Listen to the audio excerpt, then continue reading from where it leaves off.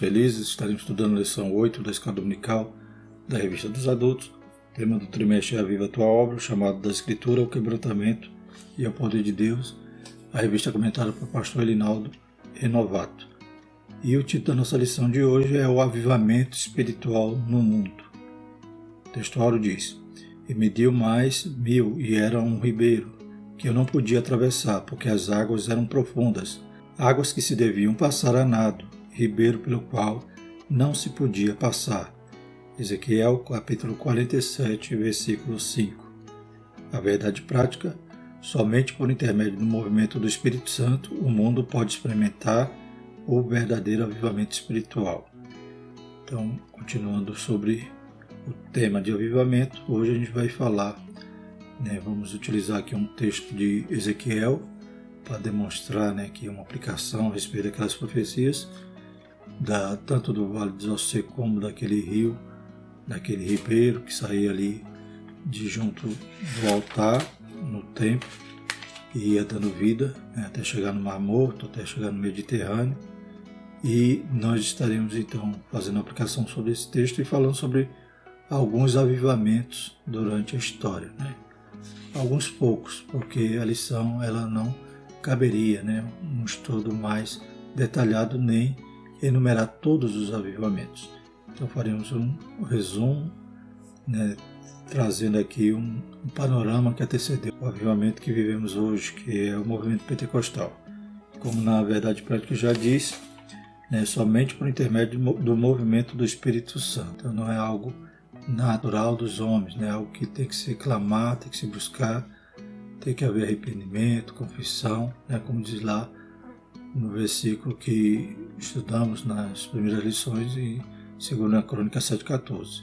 Se meu povo, que me chama pelo meu nome, se humilhar, Então parte daí, dessa humilhação, dessa confissão, dessa busca pelo mover do Espírito Santo. E pela misericórdia do Senhor, o Senhor tem derramado desse avivamento, tem manifestado através do seu Espírito momentos de avivamento durante toda a história. O texto bíblico se encontra em Ezequiel 37, 7 a 10 e 47, 1 a 5 e versículo 9. Partindo para a nossa introdução, antes de adentrar aqui no comentário propriamente dito da lição, também há no plano de aula uma introdução e podemos destacar o seguinte: embora haja um contexto específico para a nação de Israel, a profecia lá do capítulo 37 e 47, essas duas imagens podem ser aplicadas como paradigma do que Deus deseja fazer com o seu povo: trazer vida onde não há mais vida e manifestar o fogo santo onde há frieza espiritual,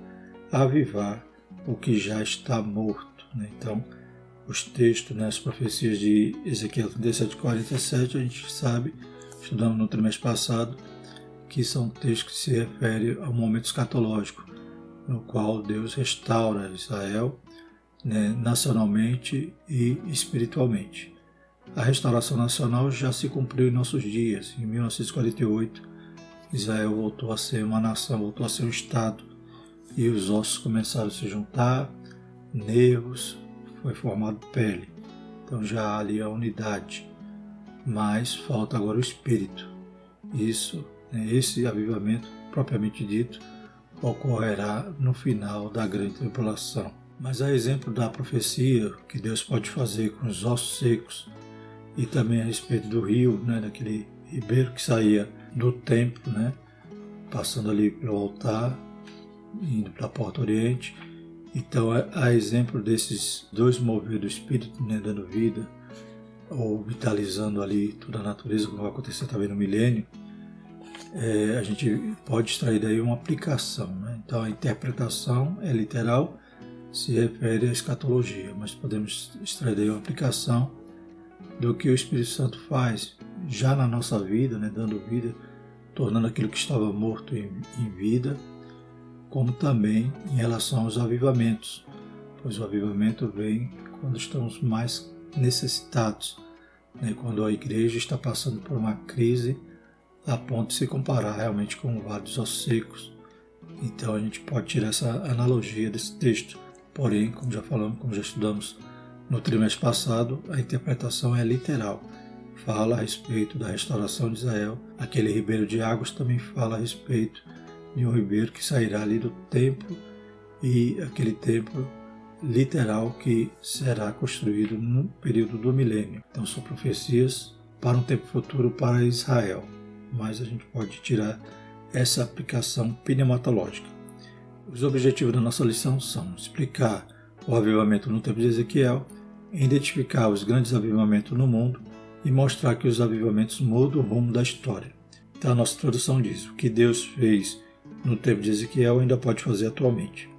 Ele produziu avivamentos em várias partes do mundo, notadamente nos séculos XVIII e XIX. No século XX também contemplamos um grande avivamento por intermédio do movimento pentecostal. Cremos que antes da vinda de Jesus para arrebatar sua igreja, Deus pode despertar um grande avivamento mundial. Nesta lição, a partir de Ezequiel 37:47, estudaremos os avivamentos espirituais que ocorreram no mundo. O primeiro tópico diz: o avivamento no tempo de Ezequiel. Então, podemos aqui frisar em relação a esse tópico, esse título desse tópico, a gente tem que também levar em consideração que o avivamento realmente não foi no tempo de Ezequiel.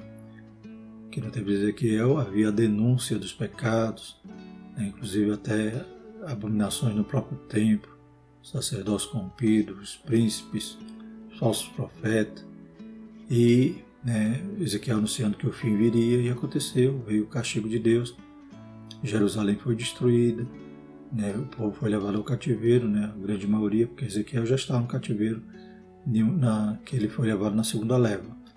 Mas então é destruído Jerusalém, o templo, e a maioria da população então é levada ao cativeiro. Então a gente vê essa denúncia nos tempos de Ezequiel, um alerta, e o povo não ouviu, não deu crédito ao que os profetas diziam, acabou sucumbindo, vindo o juízo sobre ele. Agora, esse avivamento que aparece nessas profecias é algo futuro, Então, os avivamentos, podemos dizer aqui o avivamento no livro de Ezequiel, que está apontando para algo escatológico. Mas nos dias de Ezequiel, infelizmente, não houve esse avivamento. Não aconteceu como, por exemplo, nos dias de Josias, que o povo se arrependeu, e Josias faz então aquela reforma espiritual, as pessoas voltam a cultuar, a celebrar a Páscoa, também nos dias de Ezequias, mas por exemplo no dia de Ezequiel não houve esse arrependimento. Então, mas Deus, pela sua misericórdia, estava apontando que daria um avivamento.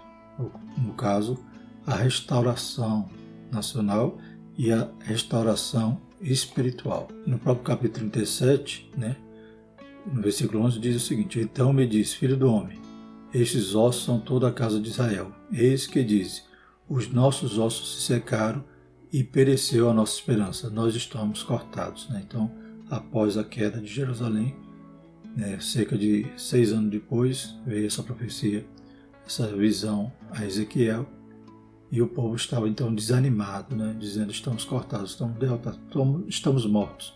E Deus então dá essa visão que Deus pode dar vida até aqueles ossos sequíssimos. Primeiro subtópico: calamidade e restauração de Israel. O profeta Ezequiel alertou o povo a respeito dos duros juízos de Deus contra a desobediência e apostasia de Israel. Diante de tão grande calamidade espiritual, o Senhor teve misericórdia, poupou o povo da destruição total e restaurou a nação eleita. Mas eu os poupei por amor do meu santo nome, que a casa de Israel profanou entre as nações para onde foi. Ezequiel 36:21. Então essa profecia ainda há de se cumprir. Naquele dia houve então o anúncio. Como a gente viu, o povo já estava sem esperança. E Deus estava apontando que iria restaurá-lo por amor do seu nome. Não porque o povo era bonzinho, mas por amor ao seu nome, pela sua fidelidade, pelas alianças que ele fez com os seus servos. Sendo que o povo, pelo contrário, profanou o nome do Senhor até para onde estavam sendo enviados para o cativeiro. Ali era uma desonra para Deus, porque eles eram o povo de Deus, porém eles não assumiram essa responsabilidade de ser um povo santo. Pelo contrário, fizeram como as outras nações, enveredaram para a idolatria, para a injustiça, a tal ponto, perdendo ali o seu lugar, sendo lançado fora e sendo enviado ao cativeiro. Segundo subtópico, um vale de ossos secos. O profeta Ezequiel recebeu uma visão a respeito do vale de ossos secos. Essa visão era uma representação do estado espiritual do povo de Israel. Para esse povo, Deus ordenou a Ezequiel profetizar sobre os ossos secos.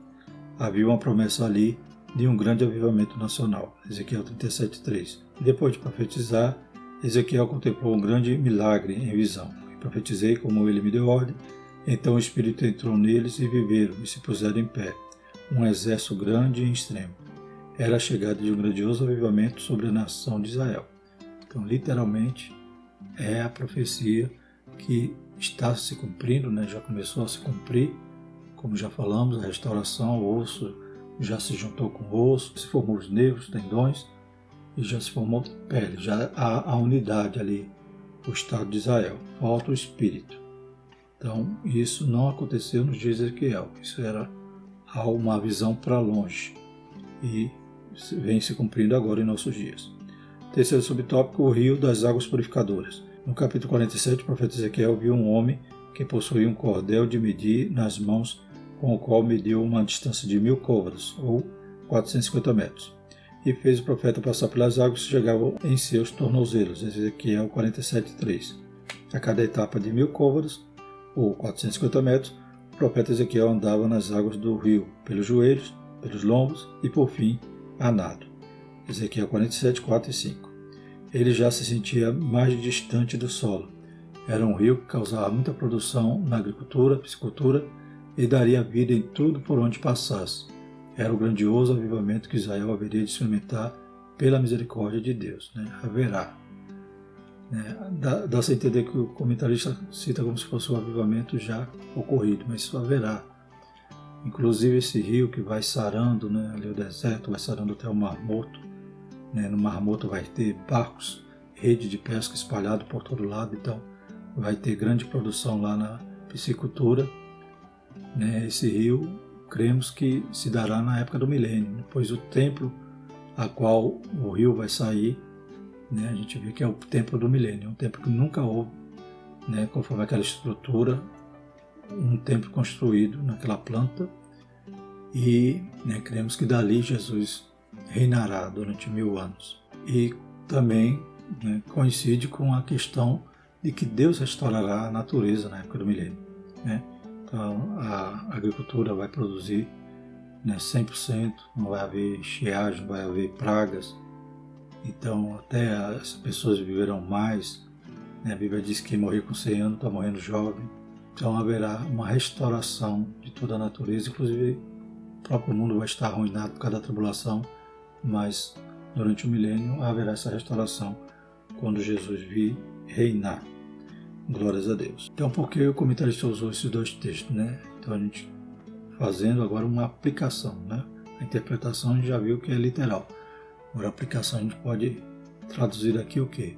A ação do Espírito Santo, que ele pode tornar o que é seco, o que é morto, em vida, e também esse rio, que o profeta ia adentrando, e a cada 450 metros ia ficando mais fundo. Então ali também é uma simbologia do Espírito Santo, mas não é interpretação, é apenas uma aplicação. A gente pode comparar então com a ação do Espírito Santo na vida do pecador e também na vida de um grupo, de uma igreja que carece do avivamento porque está nessa condição de vale de ossos secos. Que Deus tenha misericórdia de nós e derrame sobre nós essa água saradora, ou torne aquele que estiver sequíssimo em vida novamente. Segundo tópico, os grandes avivamentos no mundo. Claro que aqui a gente começa do século XVIII, mas o Senhor sempre atendeu a oração de Abacuque.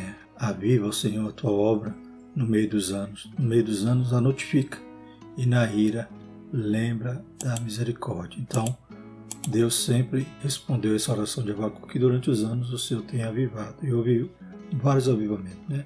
Logo que antecede esses aqui, a gente pode lembrar da própria Reforma Protestante, que ali foi um avivamento, porque a igreja estava morta, a igreja estava no mundanismo, buscando se salvar pelas obras, estava toda aquela política no clero, corrupção, e a Reforma Protestante tem um avivamento, sai dessa condição de ossos secos. Mas não só ela, mas muitas coisas aconteceram antes, como por exemplo o próprio Hus, o próprio John Hus, que foi cerca de 100 anos antes, que defendia a autoridade das escrituras, defendeu ali as suas afirmações, foi parar na fogueira, mas a frase que diz que estavam matando ali, estavam queimando um ganso, mas após 100 anos nasceria um cisne, que ele estava profetizando a respeito de Lutero, que eles não poderiam matar.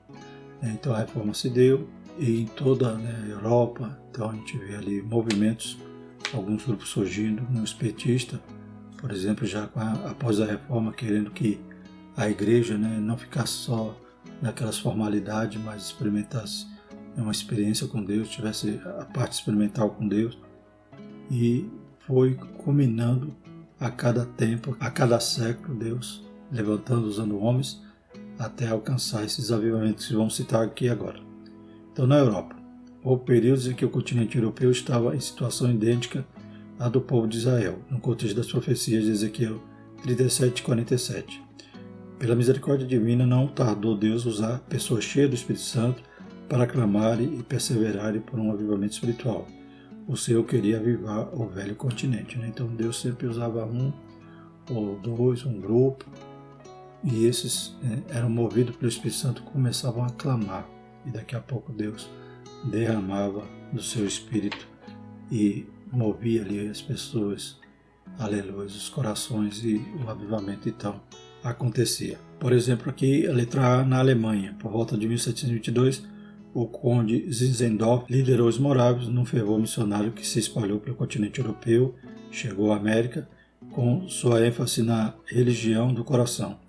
Houve um grande despertamento na busca do poder de Deus, principalmente voltado para as missões mundiais.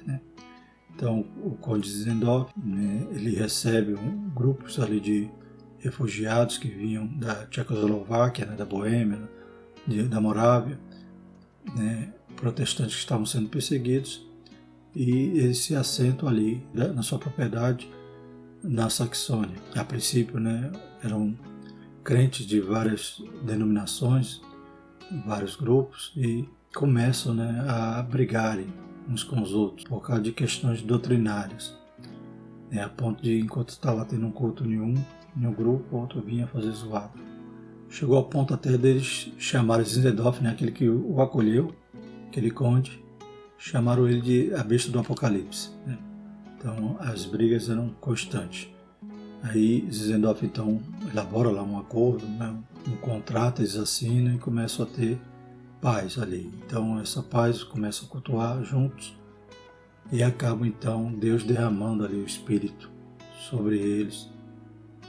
Começaram a ter visões, começaram a se alegrar em Deus ali, fizeram vigílias de oração, A exemplo, quando a gente faz, por exemplo, um relógio de oração, que a gente marca na igreja e fala, irmão fulano, hora de tal hora, e durante 24 horas tem sempre alguém orando. Eles fizeram algo semelhante a isso, e essa oração incessante durou mais de 100 anos.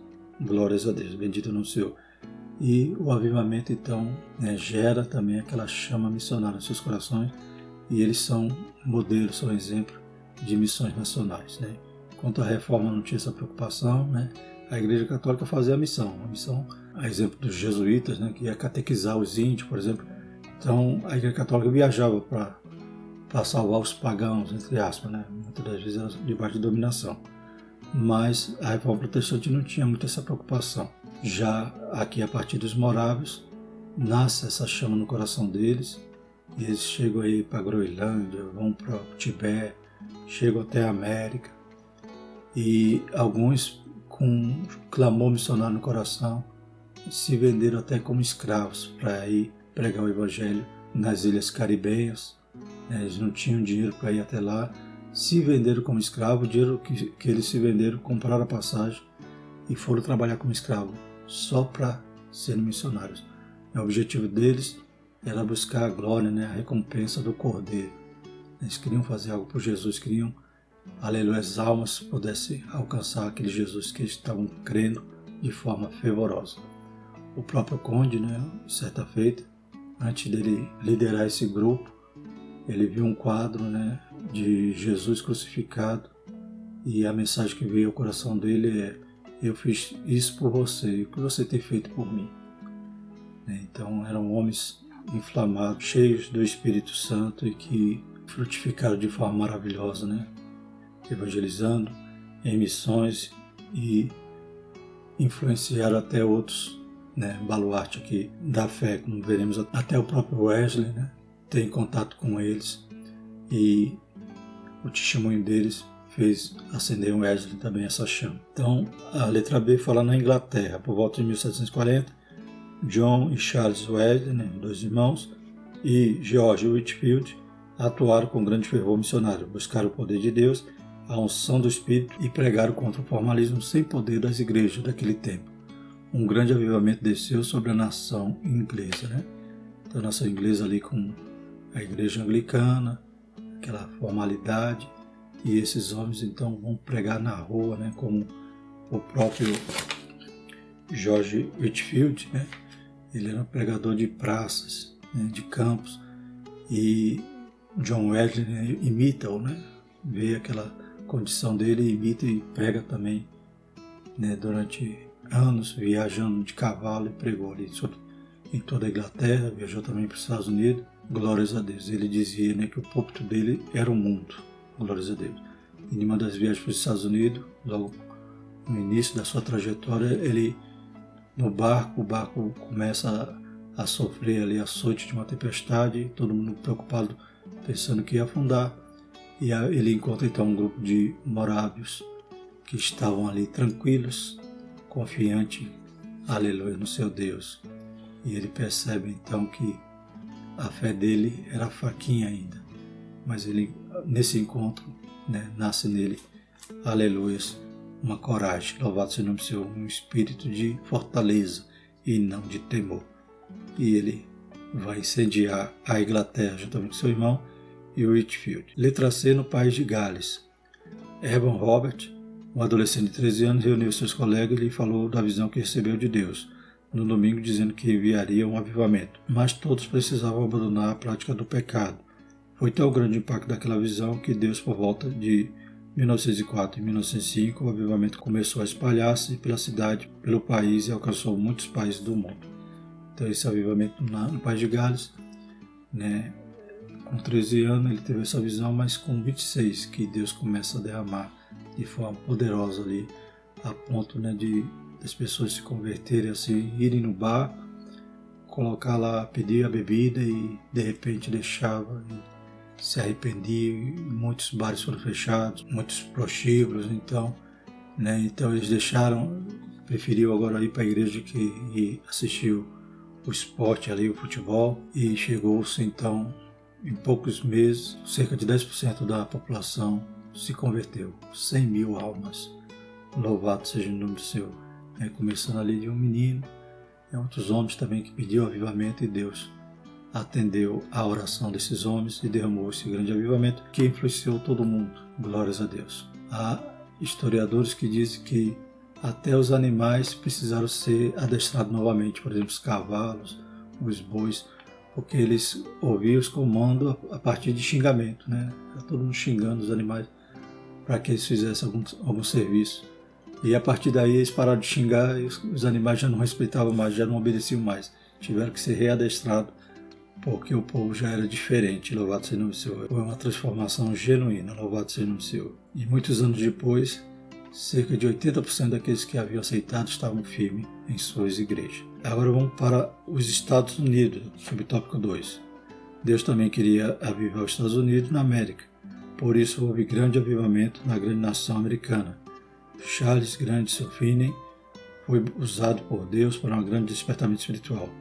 Teve grande influência de G. Campbell Morgan, do movimento de vida profunda, que pregava viver pleno na presença de Deus contra uma vida morna que dominava muitas igrejas evangélicas daquele tempo, né? Então, há esse sentimento de que precisava viver uma vida santa, glórias a Deus. E esses homens, né, com suas pregações, ganharam milhares de almas, né? Também nos Estados Unidos a gente lembra de Dele Moody, né? Então, que também, né, ele tinha um propósito de ganhar $100 mil, né, ser rico lá para a cidade onde ele foi trabalhar como sapateiro. Um professor de escola dominical um dia foi visitá-lo, pregou para ele e o seu coração então se converteu genuinamente. Ele começa ali a trabalhar com a escola dominical, né, trazendo as crianças que estavam jogadas na rua, alugando bancos na igreja, porque naquela época precisava alugar o banco para para ele formar a classe dele e daqui a pouco, né, almas foram se rendendo, ele investe na educação ali mesmo sendo leigo e por fim acaba alcançando 500 mil almas. Né? O projeto dele de $100 mil, né, foi convertido em almas e Deus deu muito mais almas para ele. E na Inglaterra também poderíamos citar, né, Spurgeon, né? Então outros homens, não só esse, a gente sabe que aqui o estudo é bem panorâmico. Terceiro subtópico, raízes do avivamento pentecostal. Então a gente estava lá em 1904, 1905 no País de Gales, mas também estava acontecendo algo diferente nos Estados Unidos. No ano de 1900, Charles Fox Parham, obreiro leigo e pregador itinerante, resolveu fundar o chamado Movimento da Fé Apostólica. Com o propósito de preparar obreiros leigos para evangelizar, fundou o Instituto Bíblico Bethel College, na cidade de Topeka, no Kansas, Iowa. Os alunos estudaram Atos 2 e a partir desse estudo foram batizados no Espírito Santo. Então, estudando a Bíblia e lendo a Bíblia, vendo lá a evidência, vendo que aquele sinal, né, era a falar em línguas, a evidência inicial, estudando que a promessa era para os seus dias, eles começam a buscar, pedir a Deus e Deus então batiza. No 1º de janeiro de 1901, a nossa irmã Agnes Osman foi batizada com o Espírito Santo. A partir dali, os outros alunos começaram a pedir, buscar e Deus foi batizando. A promessa de Atos alcançou a vida daqueles estudantes. Em 1901, Houston, Texas, o pastor negro, filho de escravo da Louisiana, William Joseph Seymour, pertencente ao grupo Holiness, né, Santidade, foi atraído pelo movimento da fé apostólica iniciado por Parham. Ali foi batizado o Espírito Santo com evidência das línguas estranhas. Esse ano de 1901 é considerado o ano inicial do movimento pentecostal moderno, né? Então, no Texas, uma outra filial da escola lá de Topeka, né? Também Parham, porém, Seymour, por ser negro, tinha que sentar, né, no corredor. Havia segregação racial, né, nos Estados Unidos em plena força ali. Porém, esse movimento pentecostal derruba todas essas paredes, louvado seja o nome do Senhor. Em 1906, Seymour se transferiu para a Califórnia. Ali começou a pregar a mensagem pentecostal na sua própria casa, na Bonnie Brae Street 216. As reuniões atraíram tantas pessoas que o prédio não comportava a todos. Procurando um novo prédio, Seymour descobriu um salão retangular que estava abandonado na Rua Azusa 312, em Los Angeles, onde fundou a missão evangélica da fé apostólica. Ali começou o denominado avivamento pentecostal do século XX, que impactou o mundo inteiro, né? Então, na Califórnia, ele foi pregar na igreja dele, mas não foi recebido, né? Foi expulso. Chegou lá um dia, estava tudo fechado, não podia entrar. Então, ele vai pregar nessa casa, né, que alguém apoia ele ali, ele começa a pregar e as pessoas começam a se converter. Já não cabia mais gente, vão para a Rua Azusa e lá então explode. Né? Os jornais da época iam fazer reportagem para entender aquele movimento que pessoas, né, enchiam, né, aquele salão, e havia culto que começava às 10 horas da manhã e ia terminar 22 horas ou às vezes no outro dia de madrugada, e sempre pessoas na fila ali querendo entrar. Glórias a Deus. Pessoas sendo curadas e as pessoas sendo batizadas com o Espírito Santo, recebendo dons espirituais e Deus operando maravilhas. Ali começou então o avivamento pentecostal, né? O movimento já começa desde o primeiro dia do século XX. Né? A gente já viu que Deus já vinha derramando seu Espírito de forma maravilhosa em várias partes do mundo, usando homens e promovendo avivamentos. Aqui então começa esse movimento pentecostal, esse avivamento pentecostal que perdura até hoje, né? O mais longo da história. E nós temos a responsabilidade de mantê-lo aceso e não deixar se apagar. Né? Hoje, infelizmente, muitos crentes não querem buscar o batismo, né? Têm vergonha, não querem ter uma responsabilidade, um compromisso sendo testemunho de Cristo. Às vezes está na igreja só para consumir e não para produzir. E se a gente não ensinar, como a gente está ensinando na escola dominical, esse tema maravilhoso do trimestre, não buscar, não nos humilhar, né? Fazer como esses homens que Deus usou, pois eles oravam incansavelmente pedindo avivamento, e Deus deu avivamento. Também que nós estejamos nesta posição, louvado seja o nome do Senhor. E graças a Deus, né, no dia que estou gravando aqui essa lição, né, Deus tem derramado, né, o seu poder ali em uma faculdade no Kentucky, nos Estados Unidos, estão lá 8 dias adorando o Senhor, a confissão, a salvação, a pregação da palavra, a adoração. Tudo indica que ali é um avivamento tão necessário para os Estados Unidos e Deus está derramando seu poder ali e a gente vai ver, se Deus quiser, o resultado desse mover. Bendito é o nome do Senhor, porque o nosso Deus é o mesmo. A gente tem que agora buscar o nosso avivamento. A gente vive o avivamento pentecostal, mas está se apagando. Por quê? Porque muitos estão embriagados com o mundanismo, com o materialismo, e estão perdendo, estão deixando o Espírito se apagar. Mas que Deus nos renove e nós alcancemos também um avivamento que necessitamos nesses últimos dias. O autor, o comentarista da lição, acredita que haverá um avivamento mundial, mas a palavra do Senhor diz que o sinal que antecede a vinda do Senhor é a apostasia. Por se multiplicar a iniquidade, o amor de muitos esfriará. Mas nós queremos avivamentos locais, avivamentos, aleluia, onde as pessoas estão buscando, como acontece hoje na China, no meio da perseguição na África, glórias a Deus, agora acontecendo nos Estados Unidos, ali naquele estado do Kentucky, e pode acontecer na nossa congregação, glórias a Deus, aleluia. E o terceiro tópico, os avivamentos mudam a história, impactos no mundo, primeiro subtópico. É consenso entre os estudiosos a formação de que os maiores avivamentos do mundo trouxeram impactos profundos na política, na economia e na cultura. Haja visto como falávamos agora nos dias de Seymour, ali na Rua Azusa, daqui a pouco havia fora da igreja a segregação, mas dentro da igreja estava lá brancos e negros adorando juntos. Ninguém se lembrava de toda essa celeuma que havia ali na nação. Então, o avivamento derruba todas essas paredes, louvado seja o nome do Senhor, e transforma a sociedade. Pessoas que viviam na criminalidade agora são agentes da sociedade, produtivos, trabalhando, pais de família, mães de família, glórias a Deus. Então, o avivamento, como aconteceu lá no País de Gales, as pessoas, em vez de estarem nos prostíbulos, nos bares, estavam agora na igreja. Em vez de estar lá no estádio, estavam todos, aleluia, buscando o Senhor. Bendito no Senhor. Então há toda essa transformação. Poderíamos citar inúmeros exemplos, mas ficamos com o que ocorreu entre os pentecostais dos Estados Unidos. No contexto da tragédia do racismo naquela nação, mesmo entre igrejas históricas, foi possível contemplar vítimas de séculos de conflitos raciais cultuando ao Senhor, falando em línguas estranhas e se alegrando no Espírito Santo. O próprio Seymour era negro e cego de um olho, glórias a Deus, mas era o líder daquela igreja. Só um verdadeiro avivamento espiritual remove o pecado da divisão de quaisquer espécies. E segundo subtópico, a geração depois dos avivamentos. Felizmente, os avivamentos também têm um período, normalmente tem um prazo. Aleluia. Então a gente tem que manter, tem que preservar, para não se apagar. Glórias a Deus. E mesmo, como no País de Gales, por exemplo, durou apenas 9 meses, gera um efeito, aleluia, prolongado.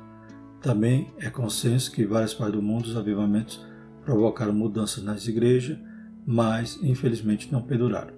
Em muitos lugares a chama se apagou.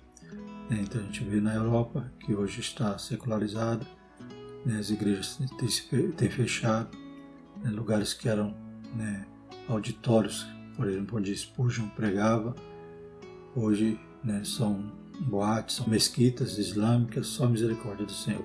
Os instrumentos de Deus que incendiaram nações passaram, e seus sucessores não tiveram o mesmo ímpeto em manter o fogo aceso. Ora, o Deus de John Wesley, Charles Finney, de William Seymour é o mesmo. Ele não mudou.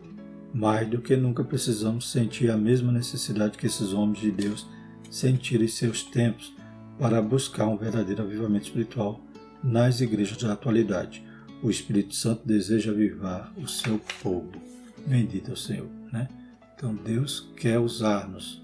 A gente viu que o avivamento parte de 1, de 2, daqueles que estão buscando, aleluia, examinando a Escritura, compreendendo que a promessa é para o dia de hoje, e clamaram para que Deus avivasse a sua nação e alcançaram, aleluia, esse milagre, esse avivamento sendo derramado nos seus dias. Que nós também possamos, a exemplo destes, fazer igual. E concluindo, Deus deseja operar nas igrejas no mundo, promover um poderoso avivamento espiritual que sacuda a estrutura eclesiástica e denominacionais.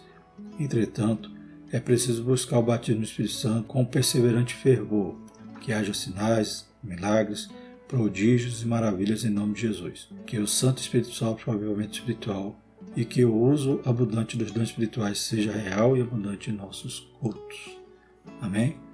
Então é algo tremendo, algo maravilhoso, que vai gerar salvação, vai gerar arrependimento e vai gerar também o desejo missionário. Glórias a Deus. Então são frutos de um avivamento legítimo. Isso que esperamos acontecer nesses dias ali em Asbury, lá no Kentucky. Que Deus também, aquele avivamento seja genuinamente próspero e frutífero. Glórias a Deus. Próxima lição, avivamento pentecostal no Brasil. Então a gente viu no mundo e na próxima a gente estaremos estudando o efeito dessa onda pentecostal que atingiu também o Brasil. Glórias a Deus. Vamos agradecer ao Senhor. Maravilhoso eterno Deus, te louvamos, te agradecemos, Pai. Aviva a tua obra, Senhor. Bendito é teu santo nome, Senhor. Nos ajuda, Pai, a também nos humilhar, Pai, buscar a sua paz. Aleluia, Pai, nos arrepender do nosso pecado. Deus Santo, derrama o teu Espírito sobre nossas vidas, sobre nossa congregação. Em nome de Jesus, nós te agradecemos por tudo. Amém. Que a graça do nosso Senhor Jesus Cristo, o amor de Deus e a comunhão do Espírito Santo permaneça sobre nós hoje e sempre. Amém.